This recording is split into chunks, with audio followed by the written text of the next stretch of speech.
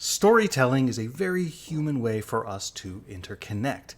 And reciprocal storytelling, where one person tells a story and then another person responds with another story, can also be helpful in certain circumstances. For example, let's say someone shares a very vulnerable moment and how alone they feel in it, and then you share how you had a similar experience to let them know that they're not alone in that feeling. The key, though, is that the recipient welcomes that story and appreciates it or understands it for how it is intended. Now, on social media, we often see individuals talk about how their neurodivergency, in particular autism, leads them to use storytelling especially as their communication style, even when it bothers other people. The limited research on this subject, however, seems to suggest that rather than storytelling being more prominent with autistic individuals, the perseverance of the storytelling seems to be more prominent. Meaning, autistic individuals are more likely to persevere and keep telling the story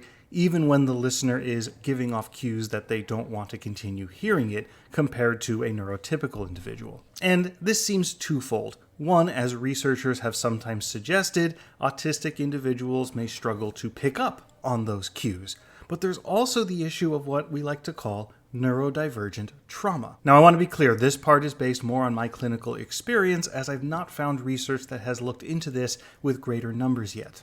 Now, we know that neurodivergent individuals are far more likely to experience childhood trauma specifically related to their neurodivergence. So in this case, not feeling heard and often being told that there's something wrong with them for missing social cues or not understanding things. And that leads us to situations like this commenter was brave enough to share about, that there's a fear of being misunderstood yet again, and so the perseverance on the storytelling continues. And yes, the way out is through trauma work. For example, working with a trauma-informed, neurodiversity-affirming therapist who will allow you to be more of who you are and recognize how the systems around you have failed you.